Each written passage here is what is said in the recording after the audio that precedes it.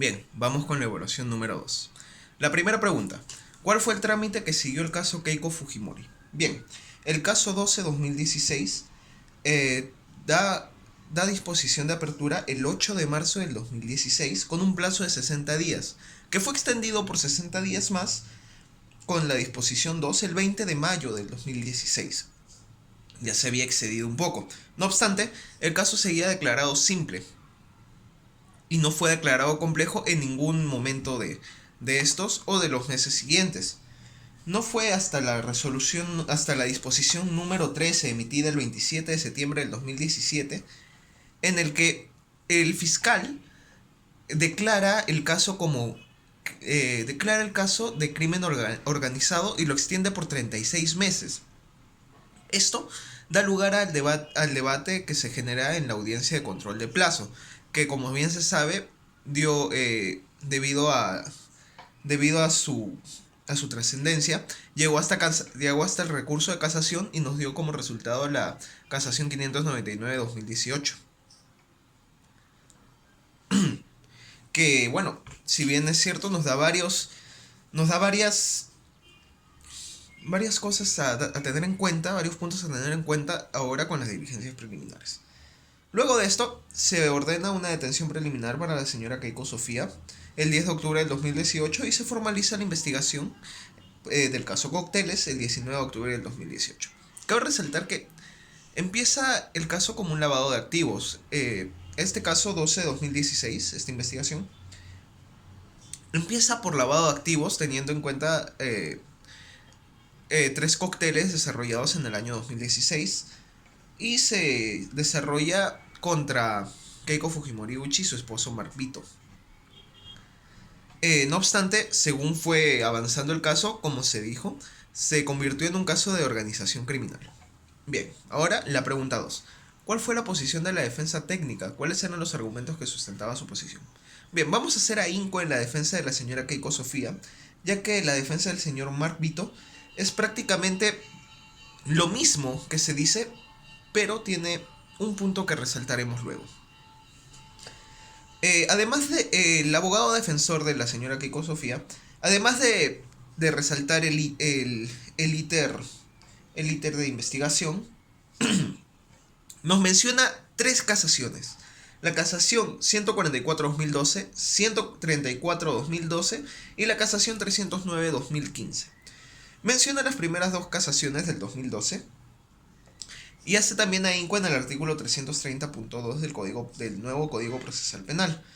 Nos dice también que como el fiscal está mencionando o está alegando que este es un caso de crimen organizado, nos dice la defensa que en las casaciones 144-2012 y 134-2012, además de establecer el plazo máximo que se puede tener en las diligencias preliminares para desarrollar actos urgentes e inaplazables, y lo resalta, dice que los casos de crimen organizado se deben considerar como casos complejos, por lo tanto su plazo máximo debe ser de 8 meses. Y aún así, aunque el juez tome que es un caso de crimen organizado, el plazo ya terminó y debe ordenar al fiscal que dé una disposición final, que decida qué hacer.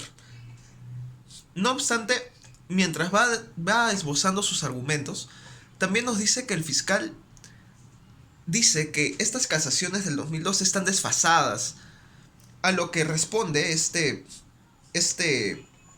colegiado, o bueno, este abogado, con la casación 309-2015 en la que aplica las casaciones del 2012 y establece una clara diferencia entre las diligencias preliminares y la investigación preparatoria formalizada. Además, nos dice que está prohibida la analogía, según el artículo 7 artículo 7.3 del título preliminar del nuevo Código Procesal Penal. Y también, según la Constitución, que está prohibida la analogía que desfavorezca al imputado.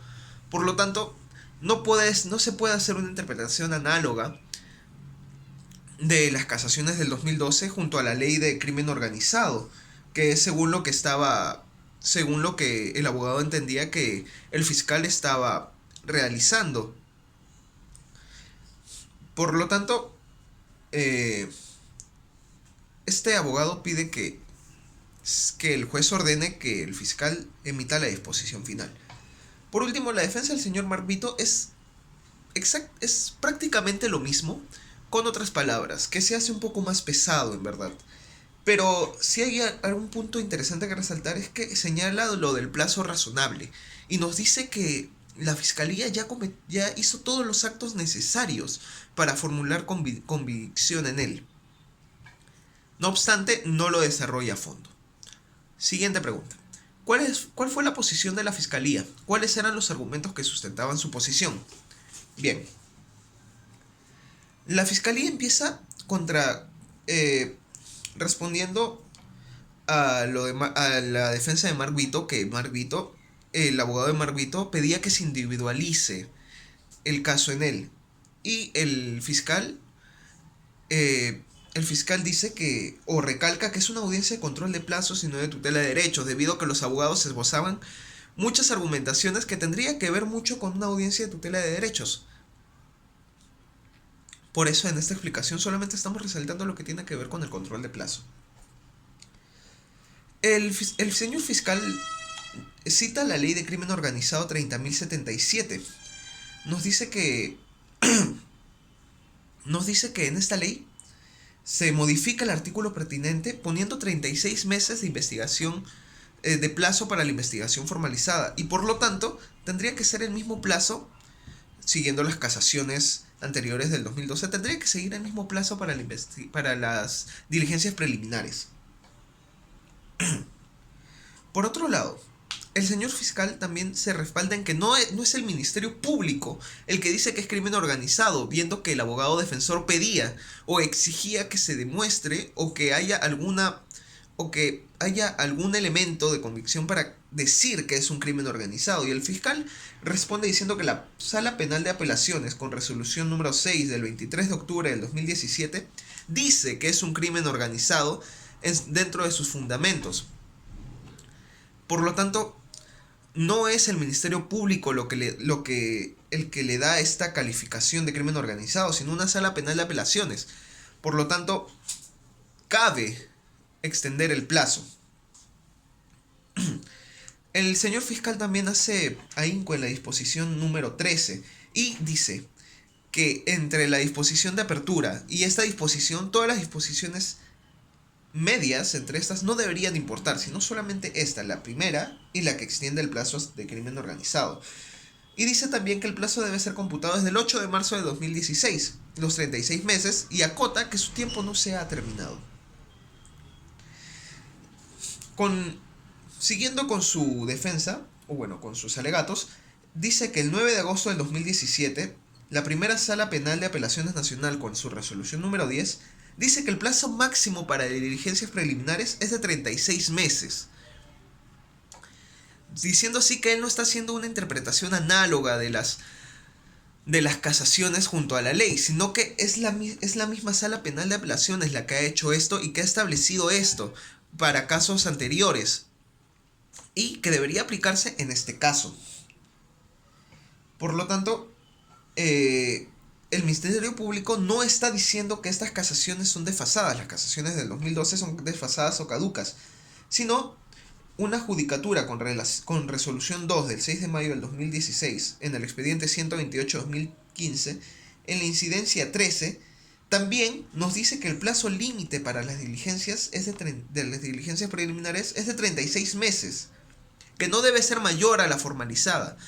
Por lo tanto, acá vemos que el plazo no está siendo una interpretación análoga, sino que ya lo ha establecido diversos juzgados, diversas salas penales del país. Por último, hace ahínco en la razonabilidad, que cita la casación 613-2015 Puno, que dice que el fiscal dará concluida la investigación con la disposición final cuando da por cumplido su objeto. Y el fiscal dice que todavía faltan investigar personas, como se dice en la disposición número 13, que hacen falta actos para generar elementos de convicción. Bien. 4. Si usted fuera juez de investigación preparatoria, ¿qué hubiera resuelto y por qué? ¿Cuáles serían sus fundamentos? Yo le hubiera dado la razón al fiscal por el mismo hecho de que, si bien las casaciones del 2012 establecían plazos límites. Estas fueron emitidas antes de la ley de crimen organizado, que contemplaba mayores plazos por la misma complejidad del caso, por todas las investigaciones y actos de investigaciones que tendrían que realizarse. Por lo tanto, no tiene mucha lógica dar menos plazo que el que se está otorgando nuevamente. Tendría que hacerse una nueva interpretación en una casación nueva, como se hizo en esta casación, en la casación 599-2018. Y viendo las resoluciones de las salas penales que otorgaban que otorgaban este plazo para organizaciones criminales, seguiría esta línea y otorgaría el plazo. Bien. 5. ¿Qué es la tutela de derechos y cuáles son los requisitos de su procedencia? ¿Qué derechos protege?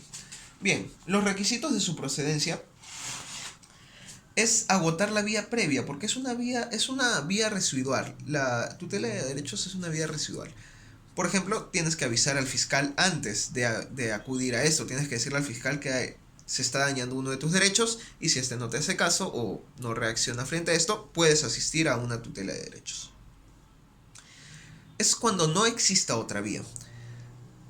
Algunos jueces sostienen que los derechos que proteges son los que están taxativamente mencionados en el inciso 2 del artículo 71 del nuevo Código Procesal Penal. No obstante, en el inciso 4 del mismo artículo nos dice que deben ser protegidos todos los derechos en el que el imputado se ve afectado. Por lo tanto, tiene que ser una protección a todos los derechos constitucionalmente garantizados. No tienen que ser solo los que están mencionados en este lugar. Y, como veremos más adelante, una casación,